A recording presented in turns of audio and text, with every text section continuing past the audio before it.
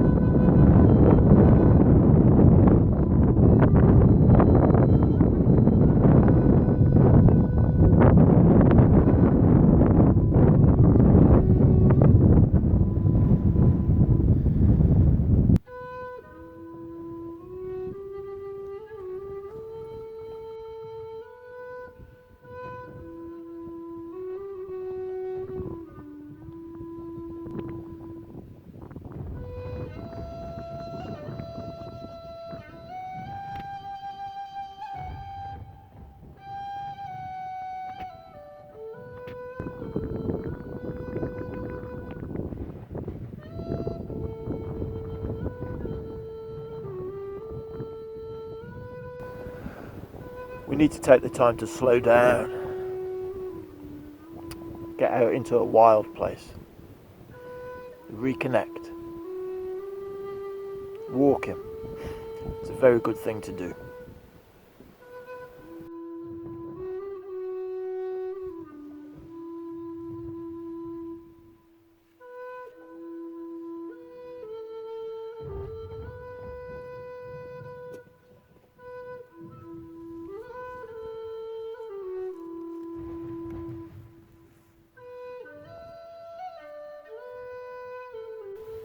I came upon a stone circle and it got me thinking.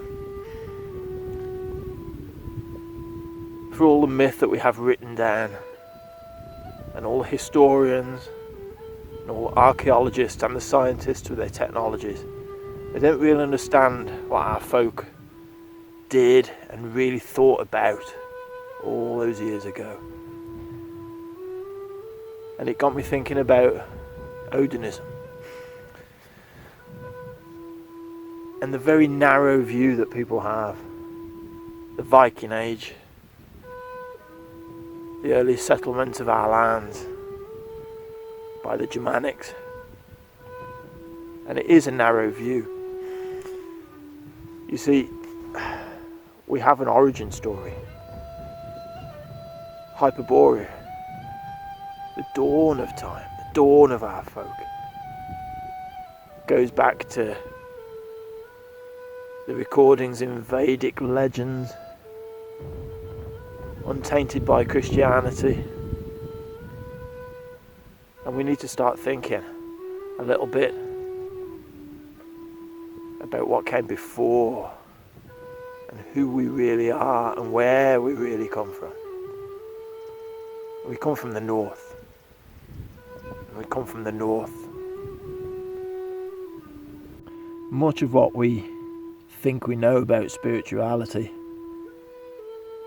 is really ours. Meditation is ours. The Buddha, well, he wasn't as depicted as those little statues in garden centres. He was of Aryan stock. He was from the north. The same north that brought down the Brahmins into northern India and gave them the Vedic myth, which was untouched by Christianity actually. So in some ways can provide a bit of insight into our origins, because we have an origin story. We are from the north. And if we rely on the scientists and the historians and the archaeologists to explain to us who we are, we're going to lose out. Myth is in our blood. It's in our blood, it's in our landscape. We need to reconnect those two things, the blood and the land. It's not a political thing. It's an ancestral thing. just as we accept it from Native American Indians or African tribes people. We have to understand that this is something that is meaningful. The depression that people feel comes from a loss of that connection. Our folk have an origin story. We have our myth, but the myth is within us. When we see these sacred places put there by people that we don't feel that we know, we might not understand up here, but we can feel it. And the historians and the archaeologists and the scientists, well, they may be honestly trying to find out the truth, but it is within us. Our blood is like a hard drive, and we reconnect with it through meditation, through spirituality, through nature, through getting out into our lands, allowing the sunshine into our eyes and onto our skin. This is our way forward. And Odinism goes much further back than the Vikings, much further back than the Anglo-Saxon tribes. We need to open our window, widen our perspective, understand these things. The Vedic myths have the yogic cycle, thousands upon thousands of years of cycles of history. We're not 1,000 years old or 2,000 years old or 10,000 years old. We're eternal.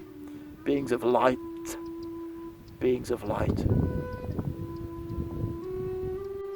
Be inspired to get out. Break away. Break away from the mundane life and experience the profound of nature. Walk the pathways of your ancestors. Reconnect. This is who we are. These are our lands, our blood, our soil.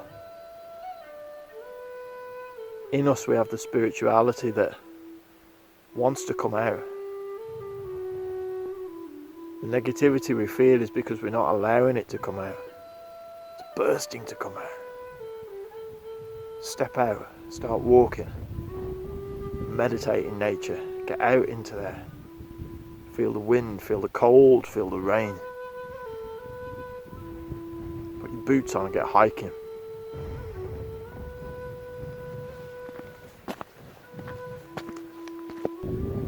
So what do we need to do? We hold our sacred ceremonies, our rituals, our rites in a way that's true to our blood. With our folk, our kinsmen, our comrades. We revere our ancestors, and we do all this in an ever-evolving way. Our faith ever evolves. We ever evolve upwards, onwards, through the yogic cycles, towards a golden age for our folk, towards Odin consciousness.